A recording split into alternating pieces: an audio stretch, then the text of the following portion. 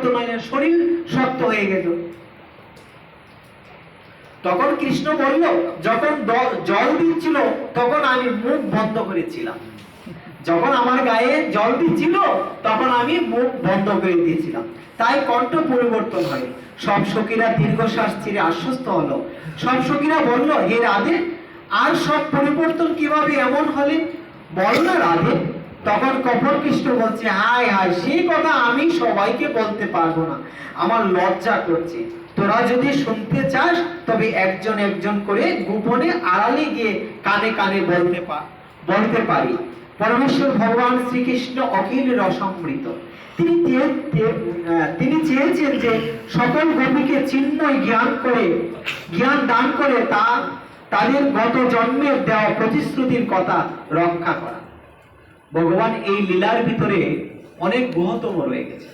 কারণ এই সখীরা, এই যে ব্রজবাসীগণ, এই যে তার সখী রূপে ব্রজে তার সাথে লীলা করতে এবং ভগবান তাদের সাথে লীলা করবে, তারা পূর্বের জন্য পূর্ণ আত্মা ছিল, মণি ঋষি ছিল। তাই গত জন্মের যে তাদের প্রার্থনায় ডাকে ভগবান শ্রীকৃষ্ণ সন্তুষ্ট হয়েছেন। ত্রেতা যুগের প্রার্থনায় মণি ঋষিরা সন্তুষ্ট হয়েছিলেন। তাই তারা প্রার্থনা করেছিলেন, হে গোবিন্দ, হে রামচন্দ্রের কাছে শ্রীচরণে আত্মসমর্পণ করেছিলেন।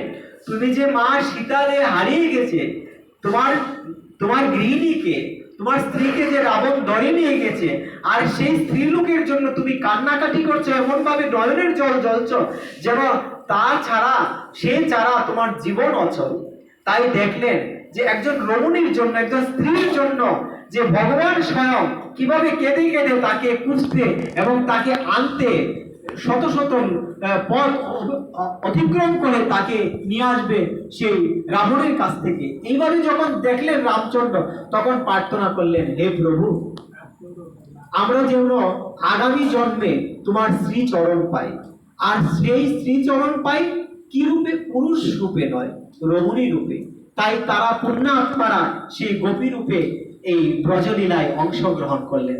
তাই ভগবান এই লীলাটা করেছিলেন যে গত জন্মে যে তোমরা পুণ্য সঞ্চিত আশা বর্জন করেছিলেন, সেই আশা আজ পূর্ণ করব সখীগণকে নিয়ে। তাই এই রক্ষা করার জন্য এই লীলা করতে যাচ্ছেন, যা তারা অনেক জন্ম জন্ম ধরে তপচর্যা করে লাভ করেছিলেন। একইভাবে কৃষ্ণ আরো চেয়েছিলেন শ্রীমতী রাধারানীকে যেভাবে প্রেম ভালোবাসা দান করবে, যা আনন্দ লাভ করলে এই বিশ্ব ব্রহ্মাণ্ডে সমস্ত স্ত্রীলোকের কাছে অত্যন্ত আকর্ষণীয়, সকলের আরাধ্য, সমস্ত ঐশ্বর্যের অধিকারী, সকলের মাননীয় পরম নিয়ন্তা ও আত্মারাম। তবুও তিনি গোপ সখীদের সাথে নিজের সত্যতা প্রকাশ করেন যে তিনি আর রাধা একই তত্ত্ব। রাধা পূর্ণ শক্তি, কৃষ্ণ পূর্ণ শক্তিমান। দুই বস্তু বেদ নাই, শাস্ত্রে প্রমাণ। আমরা রাধারানী, কৃষ্ণ আর রাধাকে ভিন্ন ভিন্ন ভাবে দেখি। হয়তো রাধা একজন মেয়ে মানুষ, কৃষ্ণ একজন পুরুষ মানুষ, কিন্তু আসলে তা না। রাধা আর কৃষ্ণ একই রূপ। তার বাম অঙ্গে থেকে রাধাকে সৃষ্টি করলেন। কেন সৃষ্টি করলেন? তার ভাব সঞ্চারের জন্য, তার ভাবের জন্য, তার প্রেমের জন্য। সেই রাধাকে সৃষ্টি করলেন তার অঙ্গ থেকে, বাম অঙ্গ থেকে। কিন্তু কৃষ্ণ আর রাধা রানীর কোনো ভেদ নেই, দুই অঙ্গ একই অঙ্গ। তাই লীলারস আস্বাদন করার জন্য এক অঙ্গ দুই অঙ্গ হয়েছে। কিন্তু আমরা যদি রাধা কৃষ্ণকে একজন আরেকজনকে স্ত্রী বলে গণ্য করি, তাহলে আমাদের অপরাধ হবে। সেইভাবে আমরা দেখতে পারি না। তাই কি করলেন? তবুও তিনি গোপী সখীদের সাথে নিজের সত্যতা প্রকাশ করেন যে। তখন কি করলেন? ললিতা তখন সব সখীদের বলল, তোরা সবাই এখানে থাক, আমি রাধারানীকে গুহতম কথা ও শুনে আসি। এই বলে ললিতা কপট কৃষ্ণের সাথে ললিতা একটু আড়ালে গেলেন। সেখানে গিয়ে কৃষ্ণ তাকে দেখালেন যে একই তত্ত্ব, তার প্রমাণ সহ রাসলীলা দেখালেন। ললিতাকে ডেকে আড়ালে নিয়ে গেলেন। আড়ালে নিয়ে গেলে পুরো রাসলীলা সে ললিতাকে দেখালেন যে আমি তোমাদের পূর্বজন্মে যে সঞ্চিত পুণ্য তোমরা যে সঞ্চয় করেছিলেন, আজ যা চেয়েছিলে তাই আমি আজ পূর্ণ করলাম। আমার বৃহত্তম রহস্য হচ্ছে, তাই রাসলীলা ললিতা দেখতে পেলেন। ভগবান শ্রীকৃষ্ণ শুধু তাকেই দেখে একা একা এনে দেখালেন এবং ফিরে এসে ললিতা চুপ।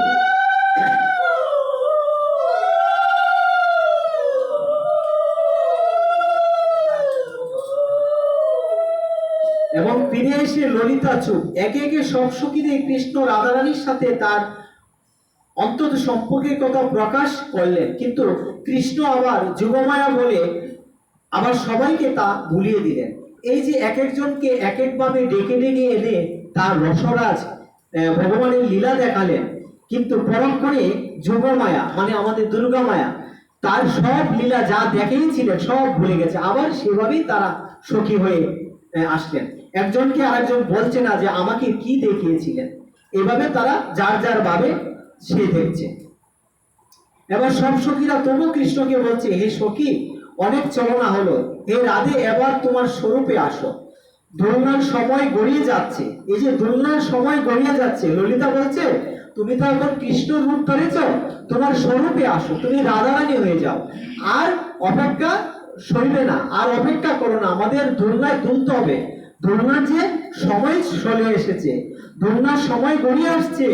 কৃষ্ণ চুপ করে রইল, সে কিন্তু রাধারানী না, সে কিন্তু কৃষ্ণ। সেই কথা বলে চুপ করে রইলেন, সে আর কিছু বলছে না। তখন কিছু সখীরা কুঞ্জে গিয়ে রাধাকে কৃষ্ণ প্রেমে অনুনয় করতে লাগলো যে তাদের সখীকে আবার রাধা করে দিতে। সেই সময় রাধারানীর হুঁশ হলো, আবার কুঞ্জের ভিতরে গেলেন। ওই রাধারানী তো বাঁশি বাজিয়ে যাচ্ছে, তখন রাধারানীর কাছে গিয়ে বাঁশি বাজাচ্ছে, আর কৃষ্ণকে গিয়ে নিয়ে ললিতা বিশাখা বলছে এখন আর এগুলা করো না, আমাদের রাধারানীকে কৃষ্ণ বানিয়ে দাও, খুব অনবিনয় করছে। তখন কি করলেন, রাধারানীর হুঁশ এলেন। কার হুঁশ এলেন? যে স্বয়ং রাধারানী বংশী বাজাচ্ছে বসে বসে কুঞ্জের ভিতরে, আর আসল কৃষ্ণকে রাধা ভেবে তারা অনেক লীলা করে ফেললেন এবং সখীগণের আশা পূর্ণ করলেন। বললো, কেন রে সখীরা, আমি তো রাধা, আমি কি করে কৃষ্ণকে রাধা বানাবো?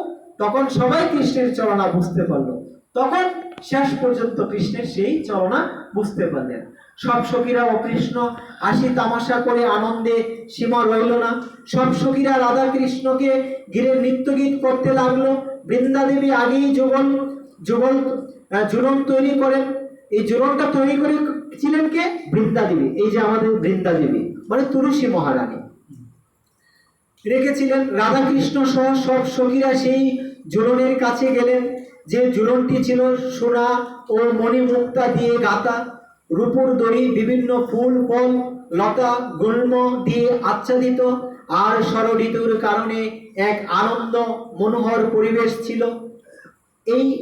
এই যে জুলনটা তৈরি করেছিলেন আমাদের বৃন্দা দেবী, আমাদের তুলসী মহারানী, তাই কি দিয়ে তৈরি করেছিলেন?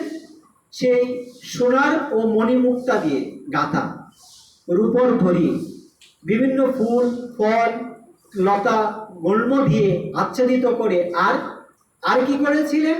আর ষড়ঋতুকে আহ্বান করেছিলেন যে ষড়ঋতু এমনই দিন দাও যে দিন তোমার এই যে আকাশের দিকে তাকালে যেন আনন্দ সবারই হয়, আর আনন্দের সাথে যেন আমরা রাধা কৃষ্ণকে জুলন করতে পারি, এক নিত্য আনন্দে বেশি যেতে পারি।